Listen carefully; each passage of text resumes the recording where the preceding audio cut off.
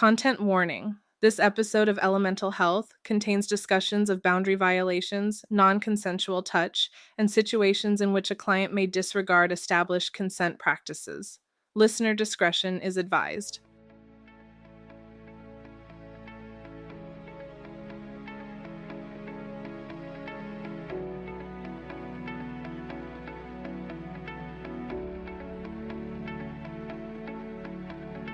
Welcome to Season 2, Episode 3 of Elemental Health. I'm your host, Dr. Michael Murray. I'm both a chiropractor that's been in practice for over 20 years, as well as a certified massage therapist. For those of you listening around the globe, we are located in Los Angeles, California. If you're joining us for the first time today, this episode is the second part of a two-part series on the world of professional cuddling. Before diving into this interview, I'd really encourage you to go back and listen to part 1, titled The Cuddle Economy, a deep dive into the world of professional cuddling and cuddle therapy. In that episode, we covered everything from the neuroscience of touch and skin hunger to the major platforms in the space, what a typical session looks like, the certification debate, safety protocols, and the very real human reasons people seek out this kind of connection. It lays the foundation for everything you're about to hear Sage talk about today. So if you haven't listened yet, it's absolutely worth going back and having a listening.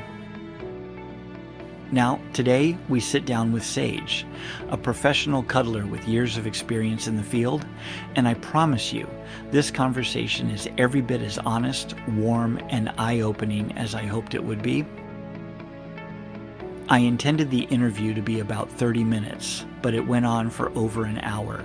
Sage was such a fascinating and easy person to talk with that I actually wrinkled up my questions not long after we started. This interview was recorded with the intention of having the audio file heavily edited, filtered, and repaired, as well as have artificial intelligence repair some of the segments that was beyond my capabilities. For this reason, the microphone was in the center of the table only to record the words. But when I listened to the organic flow of the raw, unmanipulated audio file, it became clear that any manipulation with artificial intelligence would drastically remove the feel of this interview. So yes, the audio had background noise digitally removed, quiet parts were enhanced, and the volume was normalized throughout the interview. I leave you with the actual raw, human, and organic audio file. I know this natural conversation is a 100% improvement than if I had a robot do the entire thing. Let's get into it. Before we get into the world of professional cuddling, can you tell us a little bit about yourself, a little bit of your life before you got into professional cuddling? I was actually a professional nanny for over 20 years. I've always been a nurturer. Ever since I was young, I started working with children when I was a kid. So coming into the world of cuddling was very natural for me. Well, that's very cool. I couldn't imagine doing all that. It's just the idea of being with a bunch of kids. It's just not I have a hard enough time with dogs. I'm just naturally good with kids and animals.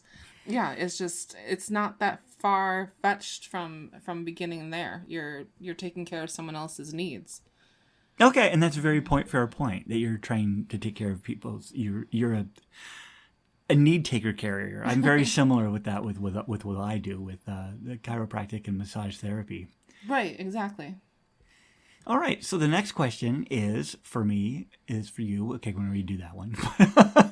When did you first encounter the concept of professional cuddling, and what was your initial reaction when you heard about it?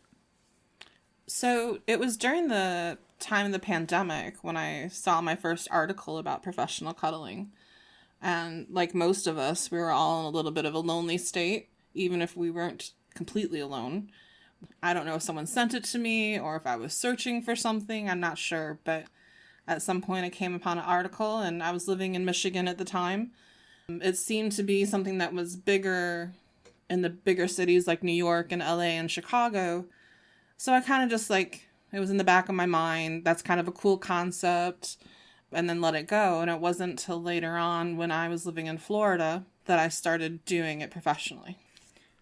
Okay, so far and throughout the first part of this episode, I was referring to it as professional cuddling. Is there a term you prefer instead, or what do you call yourself? I think is I the do question. normally use professional cuddling, and that's probably because some of the main platforms I've been on refer to it as professional cuddling. Sometimes I prefer it as cuddle therapy.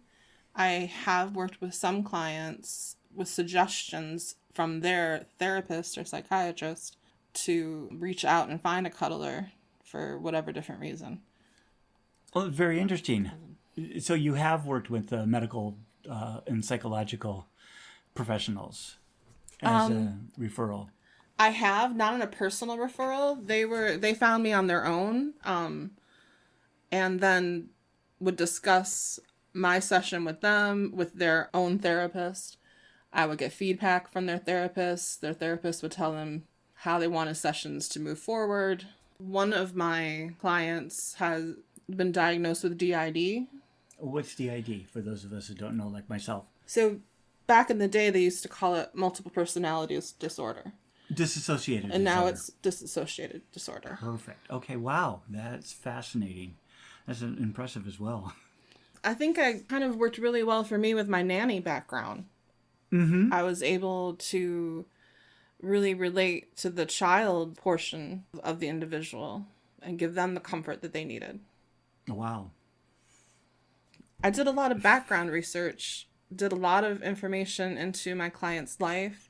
They are writing a book. They let me read what they'd written so far. So it was a lot went into that because I felt like there was a big responsibility beyond just your casual cuddle. Yeah, that definitely is. But that was unexpected. So I think that's great. No, I think that's amazing. And that's what we were talking about, that is the future of cuddling. That's where it's going to go mainstream, is with the pairing it with medical and mental health. It was extremely rewarding doing that type of cuddling work. And I found myself checking in more often with that particular client, making sure that they were okay and they were good, and, seeing how their sessions with their therapist went after our cuddle sessions.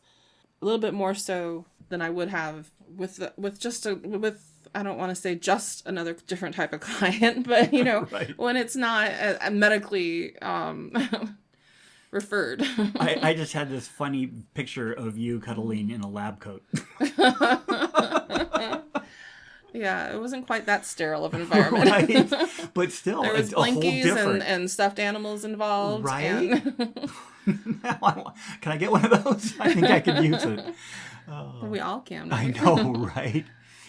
Cuddling always came really natural to me. I remember being a teenager and in my early college years, me and my big group of friends would cuddle each other nonstop. Guys, girls, It didn't matter. We had cuddle puddles before I knew what a cuddle puddle was. Wow, that's a term I didn't even use before. I remember hearing that, but it was more from the 70s and 80s than in some of the more recent stuff.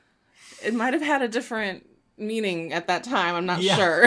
No, I don't think it did. Okay. That's good.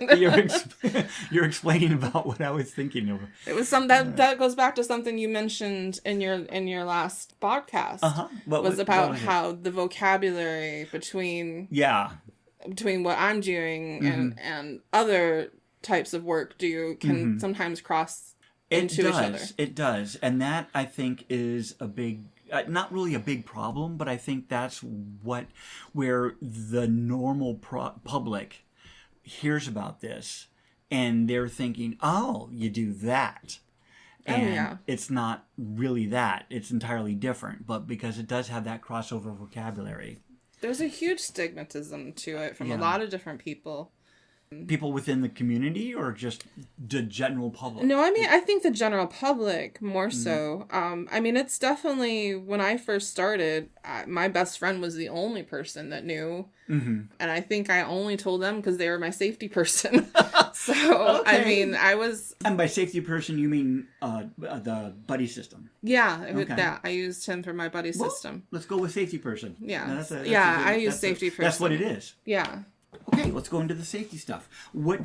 First of all, what do you do when you get a call? So you get a client that books. Let's say it's going to be the next day at 5 o'clock or whatever time. Sure. What kind of preparation, if any, do you do? Do you just get up and go, or do you have to do both physical and mental stuff to get ready for that?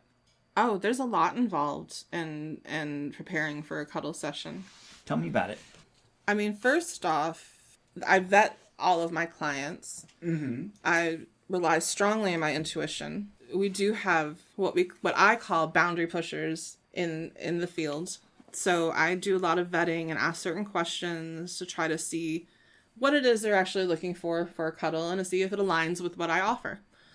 And then beyond that, once they've passed that portion, I do take down certain information. Say they book through a booking site. If they don't have a picture, I make sure they send me a picture. At that point, we've exchanged phone numbers once, something is booked. And my safety person, I send the photo, the person's name, their phone number, the location that the cuddle is going to be at, the time I'm supposed to be there, and I might have to fudge that a little because sometimes I'm running late. It is LA traffic. Right. Especially if it's down the 405. Right.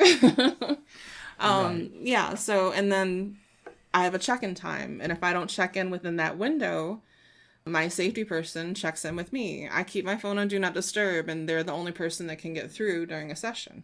So you can set your phone to Do Not Disturb with the exception of safety person. Yeah. And then the safety person will ding you. Yeah, they can text Okay. me or call me if I have And it will ring or ding Yeah. if you get a text. So, but there's a funny story behind that. Yes, please. That's what I was going to ask. So one time... First of all, you went through I have seven questions from what you just said. I'm just I'm very squirrely. I have ADHD and I gotta just jump all over the place sometimes. Sorry. You and half the world. But yeah, I accidentally put my phone on silent instead of Do Not Disturb once. And I had this great session, total gentleman. We were talking business. Until the SWAT arrived. Well, right. Almost. Okay. So it's 11:30, session's ended, and we're still talking business because I'm also trying to start some small businesses of my own outside of the cuddling world. And time got away from me. I hadn't checked in with my person yet. And all of a sudden, their phone starts to ring. And luckily, it was one of those rings that say their phone number out loud. And they're kind of I live on the East Coast. It's really late. The client's phone. The client's phone, yeah. Rang, okay. So they had one of those phones that ring the phone number out loud. And I'm like, that number sounds so familiar. And at the same time, my client's like, who's calling me at 1:30 in the morning? Because he's from the East Coast. He's here on a business trip. Right. And I'm like, oh my God. Hold on, I'll be right back. And it was my safety person calling them because I wasn't answering my phone. Right. I grabbed my phone. I have 20 Everything missed okay? calls. Right. I'm in the last one, a text message saying I'm in the parking lot of the hotel. And they were on their way to the room. So wow. It works. Okay, so the system works. The system works, but Right. I will never again make that mistake. I have never thought of calling the other person because you gave them their phone number and this is where I'm going to be. Yeah. And then, and then they call up and say, put her on or you're going to get swatted. Right. Yeah. They were on their way to the hotel room to check on me, and the next step.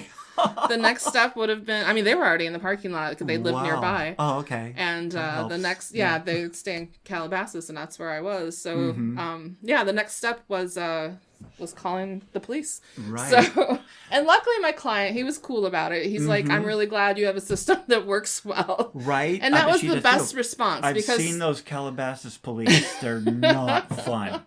Yeah, but that was the best response because some clients, might feel a certain way about that. And Right. those are the ones that I'm honestly like, well, what were your intentions then? Exactly. You know, if you why If you're would gonna you? and that's what I said in the previous podcast is that somebody, if there's a ding in the phone, it says, hey, I have to take this or we're gonna get slaughtered. Yeah.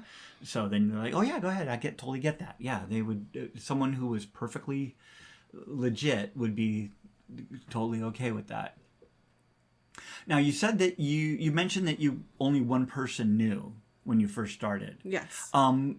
So how many people know now? It's still a Still small one. few. No. Okay, right. It's 4 years later. Okay. And I started doing it really full time Okay. once I moved to LA. Okay. That's a whole nother long story. I didn't move to LA with the intent to move to LA. I came to LA and never went home. That's how it works. I had a friend of mine in Minneapolis, and Yeah. they said, I think I want to visit California, and I'm going, you're gonna have to close your bank accounts. You're not. I gonna wish go someone back. had warned me. I would have brought more things with me that I needed on the long run. Right. But yeah, so since I've been in LA, it's been about 3.5 years now of almost full-time cuddling. And I don't know, maybe a dozen people in my life know. Okay. It's still not many. It's still not many. Only one family member, a sister-in-law knows. Okay. And that's because when I visited them, I was there for a month visiting them, and I worked at the time as a professional cuddler, and I needed a safety person that was nearby. And you go, hey. I'm like, by the way, we're gonna. don't tell my brother. Because I don't know how he would respond. Everyone in dating world, in the world of dating, Yeah. when do you mention it to someone? It's true that. You know, I've tried mentioning it from the beginning when I'm on a dating site, like not on the profile, but before we meet. Oh, I'm saying that you're going out on a date and you're talking to somebody. You're on the third date. And it's, at what point do I say, what do I do? You know, right? Yeah, you know, what do you do for a living? Well, I do customer service. Yeah, right. I'm in consulting. I'm in consulting, exactly. It's one of the most broadest things you can say. Right. I'm remembering a Guest Smart episode. It's in the greeting card business, right? Right. The whole thing on The TikTok. whole I'm an accountant. Yeah. I'm an accountant. Remember that on TikTok for a while? I don't have TikTok. Okay. I think that was... I'm a Gen Xer. I don't have TikTok. I am too. I don't have the TikTok. The TikTok. I'm the younger Gen Xer. But there was a whole thing, and I think it was around the pandemic of the whole I'm an accountant, and it might have been for dancers or sex workers of some sort. And that was what they would tell everybody, I'm an accountant. So it's a whole thing. Technically, you have to look it they up. are. Yeah. So That's funny. in the world of cuddling, I'm a consultant. Exactly. And I'm not really ashamed of it. It's just that you don't know how other people are going to react to it. And that's what I was assuming. I'm glad you brought that up. That it's not something that you're ashamed of. Not at all. It's legit work. I wouldn't be either. But I'm not even if someone is a sex worker. That's fine. Again, it's I'm fine. okay with that too. And I've known people in that field. I do too. But it is a very separate thing from what I do. Oh, I understand that. But I'm just saying, as far as the there's no shame in all of these professions. And I guess I always point that out because there is a gray area where people aren't sure what it is, or people use the platforms for what it's not. And for safety reason, for not just myself, but other professional cuddlers out there, I like to just differentiate that. Now, when we're going back to the platforms out there, it is mentioned that there were some people that do it. Do you think what percentage of people are using these platforms for sex work? Yeah. It has changed a lot drastically. Okay. And about how long? In the last year. In the last year? Yeah. It's changed for not as many? Oh, no. Yeah. I wish. So a lot more. It's a lot more. So you get when people come and contact you, is there a lot more vetting that needs to be done? Yeah. Just so you know, you almost come out right away. And just so you know, I'm on the cuddle side of this. Right. I probably say no to about 80% of the people. 80%. Wow. Lately, yeah. Wow. And I think a lot of that is because the more popular this gets, the bigger outlet people who are in that world see this as an opportunity. Right. Explore. Yeah. And I have a really hard time even wanting to talk about that because I don't want to put ideas into people's head either. Right. But, I mean, I want it to be a safe... But it is moderated. I want it to be a safe space. So these people that are coming in with ulterior motives or for the wrong reasons, they get shut down and oh yeah, they get banned. yeah, they get banned and shut and down. it's much harder for a professional to reopen an account. Yeah, right. You know, exactly. We give our ID and our bank account information and things like that to the site. And some of the sites take the information, credit card information from clients as well. Exactly. So when they get banned. So you hear that, guys? Don't even try it. You're gonna get shadow banned. Right. And we do that too. We have our own forums and things that we speak in that we will talk about dangerous clients. Yeah, that's what we were talking about, the blacklist. Yeah. Yeah, so if somebody is a bad actor... We will share phone numbers, pictures, names. So even if they open up an account under a different name, it's going to be the same person. Yeah. And people get banned often for trying to open multiple accounts. And then when someone notices that, they'll turn them in. Yeah, because there's going to be, because the IP address is going to be the same wherever they go. Yeah, all of the companies are really big on trying to protect not only the client, but the professionals as well. While you're talking about protection, do you carry tear gas and a hand taser or other? No, just kidding. Just the two we're holding. I do not. I've worked out in MMA gyms before, so I have taken some self-defense classes. Okay. I have only had to use it once. Oh, I was going to ask about that. How many times? Well, you said you had to use your safety protocol had to be called into action once. Was it only once? Yes. Okay. Yeah. That's good. Yeah. And how about the you're talking about? You were saying. I'm sorry, I cut you off. What were you saying about? No, I mean I one time had to a little bit forcefully end a session. Mm-hmm. I have ended sessions on 3 other occasions. Okay. I give a lot of warnings. A lot of warnings? I mean, not a lot of warnings, but I mean... Right. Right. But it's not just like you just get up and leave. It's just like, okay, hey. Yeah. I mean, it's like, hand hey... goes here, yeah, you know, hands wander. I mean, this is the part we don't like to talk about because we don't want to give ideas either. But right. The ideas are already there and instilled in someone's head. And then also, it's also just natural sometimes for someone to actually, truthfully, accidentally hand wander or something of the sort. True. And there are different ways to handle that. I tend to, like, the nanny in me kind of comes out and like, no, that's not what we're doing. And don't make me send you to the corner. Right. And some of my, if we continue this action, we're going to have consequences. One of those consequences being we're going to end the session and I keep your money. Right. Oh, I bet that'll stop it. It usually does. Not always. Oh, dear. And those are the times I've had to just end things abruptly. Okay. And does those go well when you end something? Or does that not go well? So there's 2 different type of cuddlers as far as, like, I don't like hosting. Mm-hmm. For me, it feels unsafe to host. But many cuddlers feel safer because it's their home, their surroundings. Mm-hmm. But they know where the mace is. Right. But for me, I've hosted before and someone didn't want to leave when I told them it was time to leave. Right, yeah. That would be my concern too. Yeah. So luckily I was hosting in a hotel at the time. So I was able to just grab my purse, and be like, all right, well, I'm leaving. Right. So when I come back, you don't want to be here because security will be with me. Right. But otherwise, it's usually just I can get up and go. I take a lot of precautions. Because you do a lot of the alcohol. Yeah, I do. I do mostly alcohols. Okay. I always wear a dress and have flip-flops with me because it's really easy to throw over my cuddle clothes. To run with it. Yeah. Yeah, to get up and get out. While I lace up my Nike Airs, right? My Doc Martens. Yeah. No, flip-flops and a dress, right. Back on and no go. matter the time of year, Yeah, it's winter. Snow on the ground. Right, yeah. I mean, we're in California, so I don't have to worry about it too much. That's true. But if I was visiting a different state, which I do travel and visit other states, I will still have my flip-flops and a sundress to just throw on and be able to. And not that I've had to do that, but it's just reassuring and comforting to me to know that that's true. That things are set up that way. Yeah. I also do another things, like I take little mini bottles of water with me, and I'll bring like 2 or 3 because I won't leave my water unattended. Oh, right. Oh my gosh, I didn't even think about that. Yeah. A lot of times they're generous in offering. Hey, can I have a bottle of water? Even a movie, Sherlock Holmes. when he had an unopened bottle of wine.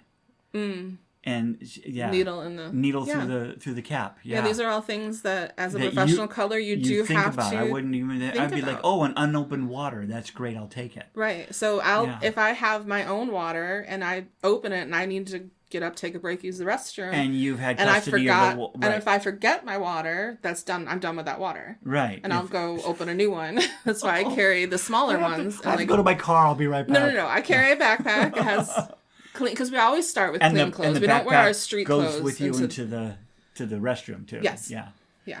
Goodness. Wow. Yeah. No, I wouldn't even. That's stuff I wouldn't even think of. Yeah. We get paid at the beginning of sessions. Yeah. Because there are people out there that will just not pay afterwards and run. There's dine and dash. There's right. What do you call it? Cuddle and cut. Cuddle and cut. You're a riot. See, I knew this was going to be entertaining. You have been doing this a while. Oh my goodness. I have stories. Yes, more stories. These are great. No, I don't want to sit there and just do only the stories. Oh, let me see. But I've had some really amazing clients too. Okay, tell me about your best client and one that made you feel like this is worth it. This is why I do it. God, there's so many of them. Well, I'm so glad to hear that. No, there really are. Yeah. I mean, I joke about and I talk about the bad situations because I want to warn people that want to get into this. Right. It's not all fuzzy. Right. And warm feelings. It's not all cuddly. No, it's not. But there are moments, like my favorite moment of any session is that moment when my client, and it might be 5 minutes in a session or 30 minutes in a session, where they just get that big deep sigh and like their whole body just like, shoulders down, they've just given in. Wow. And like it's that relief that's just been taken off their shoulders. Wow. It's my tag name, Melt My Way. It's because I want them to melt into me, into the situation, into the cuddle, into. And you don't even know what they were doing in their life. They may just be like a power broker and they just have nothing but stress. Like tons of and clients. This is the first time. People always ask me, well, what kind of people come to you to cuddle? Yeah. And that's question number 72. So. Do you want me to hold on that till we get no, there? No, go right ahead. No, this is organic. Jump the line. Let me just crinkle up this paper here. You don't even need this anymore. All right. Question number 72. So, the type of people that I cuddle. So it's every walk of life. I mean, there is the stigma that it's only lonely men. Right. That's what a lot of the world thinks. And I do have a lot of introverted, neurospicy, as I like to call them, and myself. I'm neurospicy myself. So neurodivergent. But yeah, it's there's a lot of that there. People who haven't had a lot of contact with other humans, maybe didn't grow up in a household that showed affection. Or had 12 kids and can't. Right. Yeah. Right. Yeah. So there are those clients also. But on the other end of it, there's clients that are so business oriented and business minded and have such demanding lives that they just don't have time for relationships. And a lot of times what they're really missing from a relationship isn't that other word, that other field, but it's companionship and it's touch and it's comfort and it's cuddling. Yeah. And you almost would have to take someone from the other industry and like bring them down like 8 notches. Well, people from the other industry don't want to do. They don't want or even know. They don't want any of the cuddling. They don't want any of the talking. They don't want any of the comforting. They're in and out, make their money. They do what they do. Okay. And there's a need for that in this world. Right. I believe. Right. I think there's a bigger need. But just to be clear, there might be some people that were doing professionals in the other field that do care. I'm not saying they don't care. Right. And I'm not saying they don't care, but a lot of it for them, and I understand why it would be easier to not care, not want to show emotion. Do you tell me about regulars. Do you have regulars that come that you like not really look forward to seeing, but this person's a good person that plays by the rules and they come, you've seen them more than once? Yeah, I used to have a lot more regulars when I first started. I took a long break for personal reasons. I had surgery. I was not able to work for a while. And understandably, I lost a lot of regulars at that time. But prior to that, I used to have a lot of regulars where I saw once a month, once every other month, twice a month. And that was great. It was great knowing that they were a safe person. I could. There's an anxiety when you come into a situation. You're walking into a space you don't know. You're interacting with a person you haven't really talked too much. I, over the years, have found ways to make that easier for both of us. I tend to like to start my sessions giving a little bit of a massage, sitting in the bed, just upper body, whatnot. And that's kind of a way for us to relax into each other, talk about the upcoming session. What do you like? What do you not like? Things like that. But it's nice to also be able to skip that with a regular, and you already know. Oh, yeah. That's true. So you just come in, and first thing you say is like, normal? And they're like, yes, normal. Well, it's more like, okay, how have you been? What's new with your life? Things like that. Right. What's going you on don't have with to do the full 10-minute check-in or whatever. Right. Like, I already know what they like and don't like. Yeah. Or, different positions they might want to try. Some are uncomfortable for some people for different mobility reasons. I found an amazing thing I found is that so many men have never been the little spoon. They've never been a little spoon? Yeah, when they're cuddled. They've never had the opportunity to be the little spoon. Tell our listeners what a little spoon is. So the little spoon is the person when you're almost like in the fetal position and there's a bigger spoon laying behind you and like... So the little spoon is the person with your back against the person? Yeah. Okay. Yeah. When you're spooning. Yes, when you're spooning. I think most people know what spooning is. Okay, yeah. Okay. So they get to experience being the little spoon, being the one being held when you're spooning. Okay. And they love it. And they didn't know they would love it. And a lot of times when I suggested it, they're like, no, I don't want that. No, I don't even, I won't like that. And sometimes I'm like, let's just try it for a minute, especially in a longer session. Some of my sessions are 4 hours. Some of my sessions, 6 hours are overnight sessions. Okay. So you've done the overnight sessions. Oh, yeah. Now, do you find when you're doing, for safety reasons, if it's somebody you've never met before, do you... Caffeinate up. Stay awake the entire night, or do you fall asleep? And how does that work from a safety standpoint? It depends. Normally, I would take a nap earlier in the day, sleep before the session starts, have some coffee, grab an iced coffee for the trip, bring with me, and I try to caffeinate your water. Yeah. I try to stay awake for it. Yeah, take my Adderall a little later in the day. And then book nothing the next day, right? Yeah. So if they're hosting, normally an overnight is about an 8-hour span. Sure. Okay. So I would come in at 8 o'clock or 10 o'clock and leave at 4:30 or 6:30 in the morning. Okay. More recently, I've had some overnights that were 12, 13 hours long. Wow. And they were where I was staying. So they didn't want to get up. And I don't blame them. Right. They didn't want to get up at 6 or 8 in the morning. And I've had some, like the travel sessions where I'm maybe not traveling. Maybe they're traveling to where I am, but I'm staying with them for a couple of days. And these are usually hotels when you do these hotels, ones? Yeah. Okay. Hotels or resorts, yeah. Yeah. So that's going to be a little safer. Oh, yeah. There's always security around. And these are usually really nice establishments and hotels. Would you or have you done a overnight at a residence? I did once, but it was someone who I had seen many times before. Okay. So it was a regular that you were comfortable with. Yeah. Okay. But you would... And I slept. I did sleep. Okay. The longer sessions, I usually arrange that I do get to sleep. Mm-hmm. Usually around 4:30 or 5:30, I hope to be able to sleep. And that's going to be with probably a regular. Yeah. Yeah. So you wouldn't sleep with it was a... No. With a complete stranger. I don't think I've ever fallen asleep with a complete stranger. Yeah. I accidentally fell asleep with one of my regulars back in the day. I was just so comfortable and I was tired and I fell asleep and he let me sleep. So it was like he ends up getting extra hour of cuddling up against me. Okay. He's like, you just look so peaceful and I know you needed it. So, that was nice. It was nice. And it was comforting because I felt comfortable enough with him because he was a prior client that I could fall asleep. Right. Well, that's good. And how many clients do you usually see in a day, or what's your ideal number of people that you would see in a day? If you could see whoever you wanted. I mean, ideally, more than 3 is a lot. 3 is about my my energy span is about 3. Okay. And those are normally about 2-hour, 3-hour sessions each.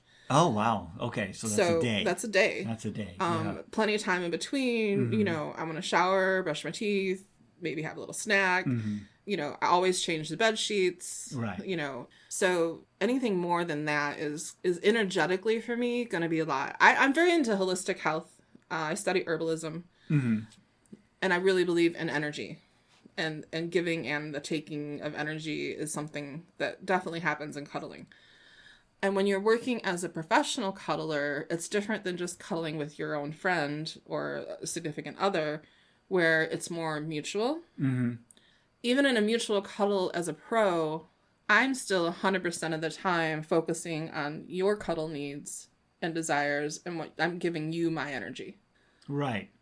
So I know in the last episode we were talking about that it seems mutually beneficial, but you're saying that, and I would think and that it was to a degree. Yeah, it is definitely to a degree. But it's a job, and you come back feeling like you just came back from work. Well, and I don't want to compare myself to a therapist, but as a therapist or massage therapist, even. It is comforting to know you're helping people. Yes. You know, and it's right. So when they say, I know when someone comes to me and says, "Oh my God, I feel so much better. You're amazing.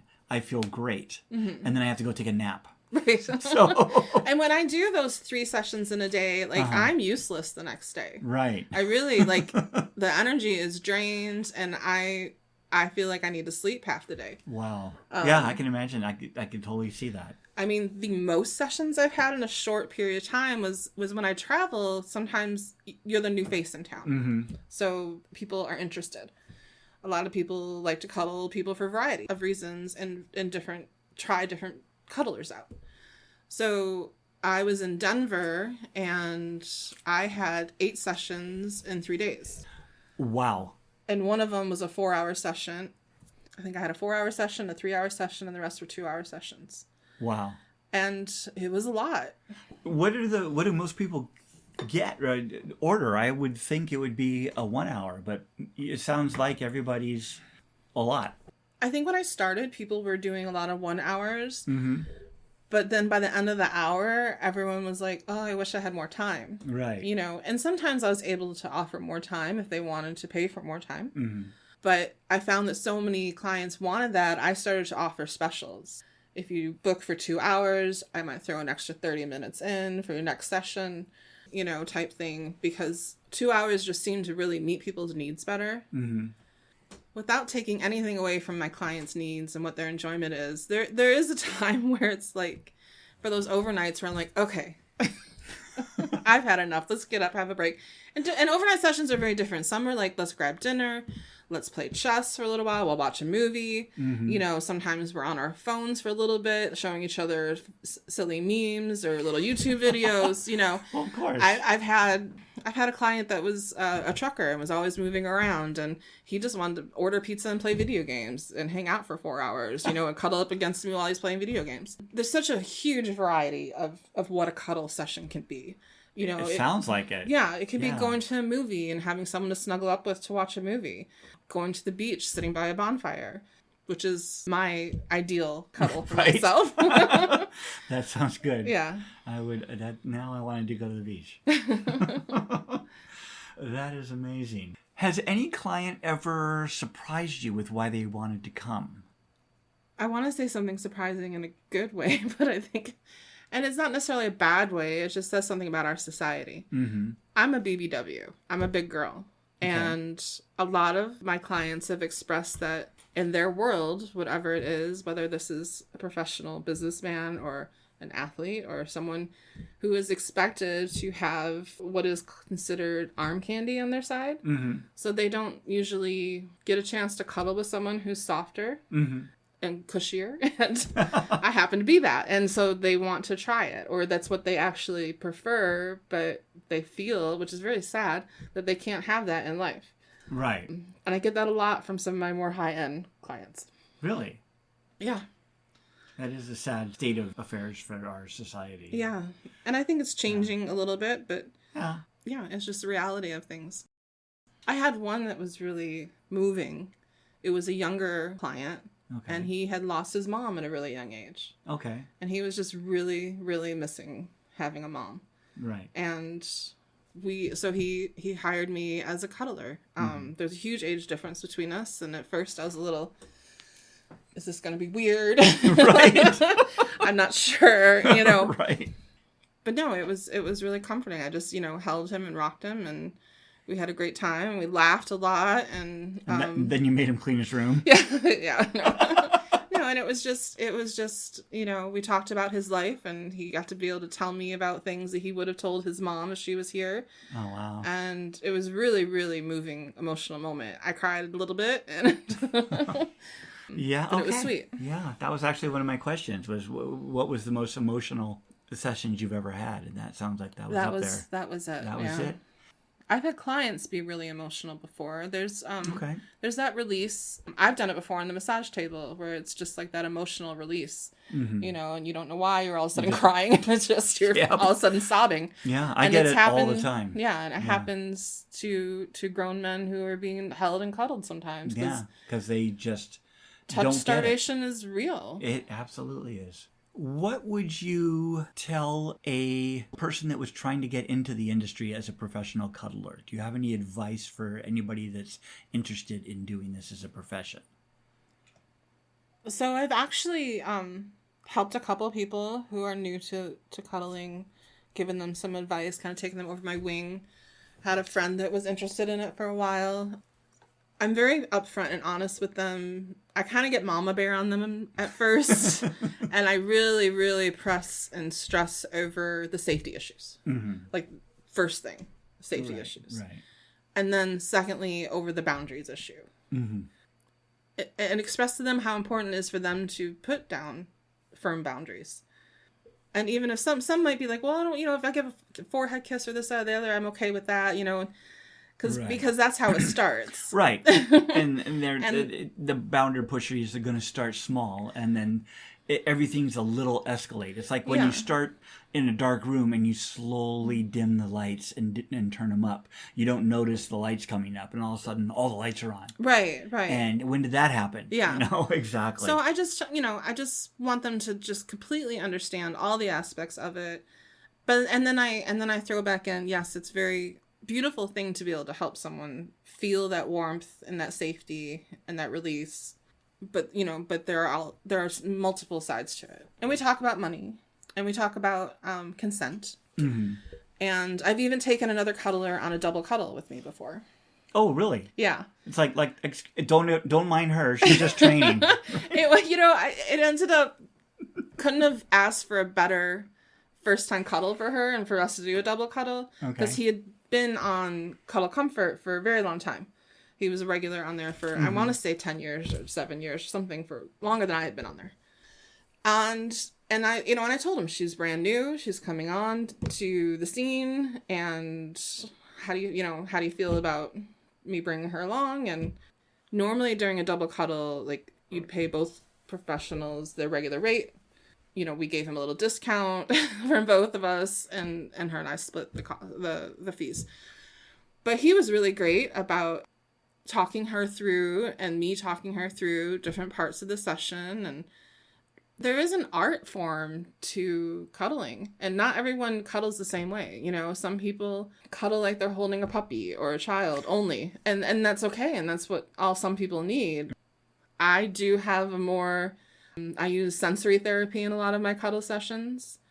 There's an art to the movement. What is that, if I may ask? Sensory therapy can include like finger tracing down your arms or your legs, like using fingernails for like back scratches. Okay.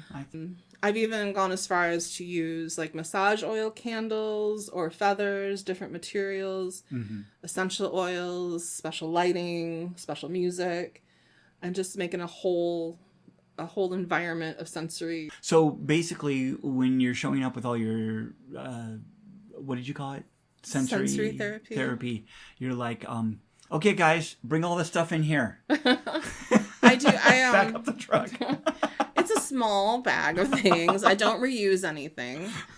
You know, I usually will have the clients order the candles because it's something that has to be paid for up front. I don't carry them. Right. Okay. And I definitely not reusing any items like that. Right. Yeah.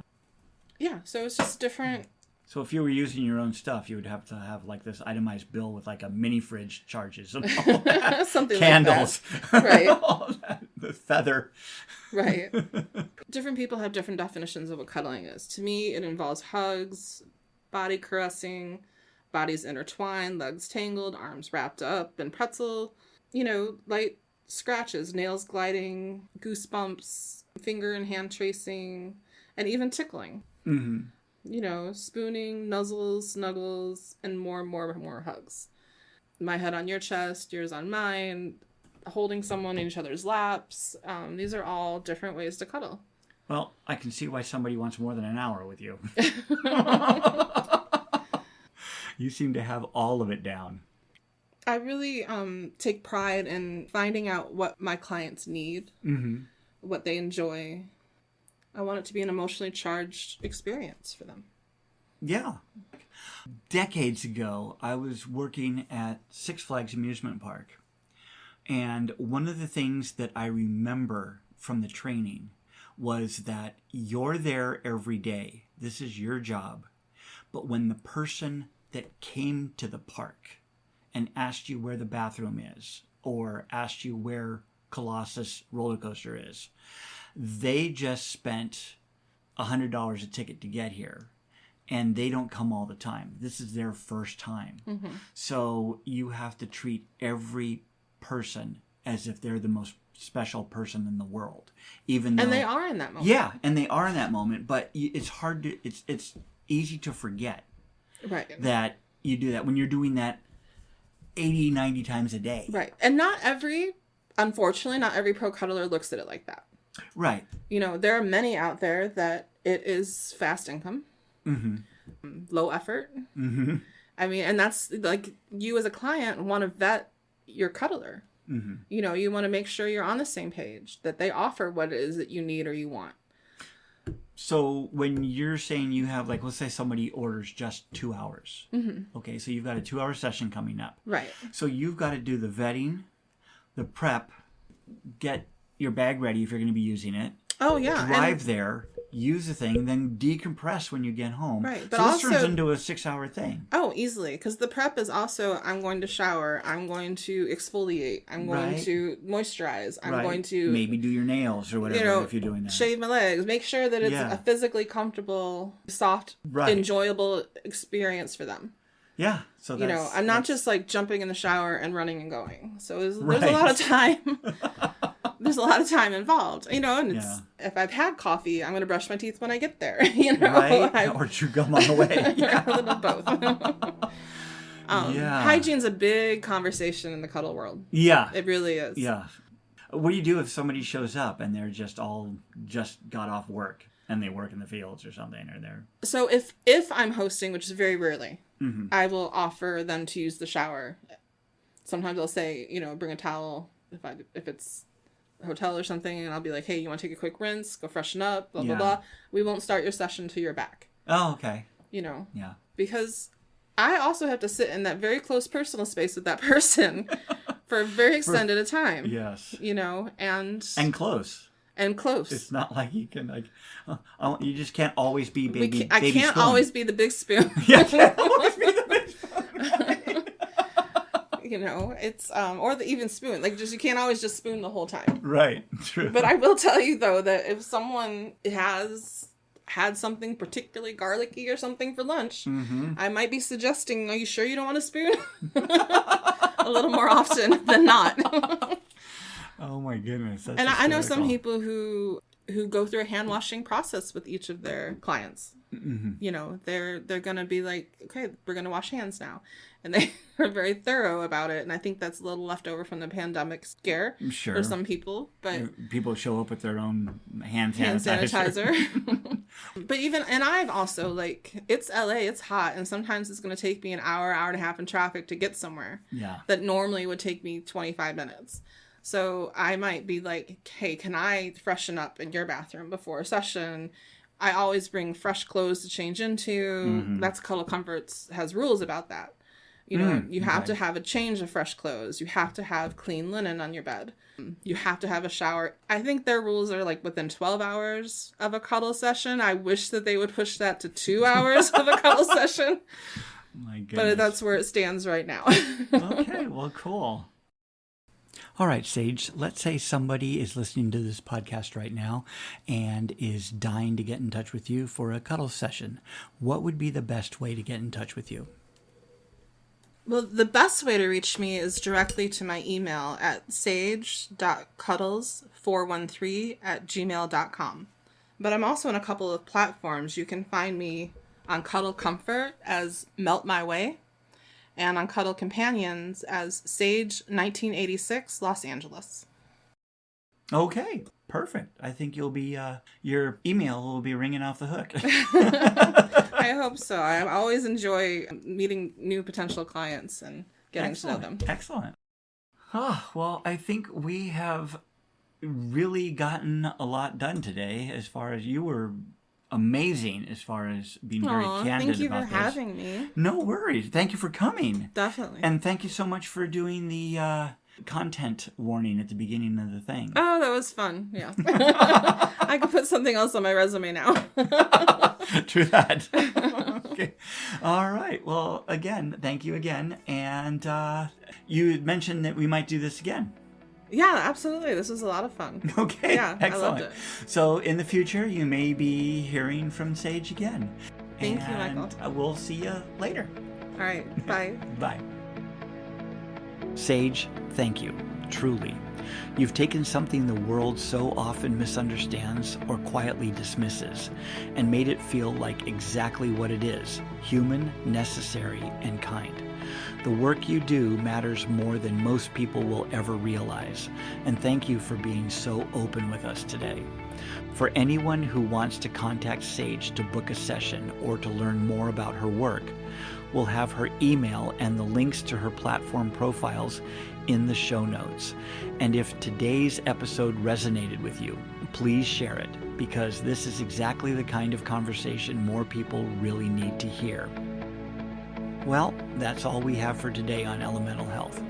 And to everyone listening, whether you tuned in out of curiosity, whether you are the person who needed to hear this but would never quite admit it, or you may be considering this a career yourself, I hope this two-part journey has left you a little softer, a little more open, and maybe a little more willing to reach out. Remember, connection is not a luxury, it is a need, and there is no shame in honoring that. Until our next embrace, stay open, stay connected, and keep taking care of one another. This concludes this episode of Elemental Health.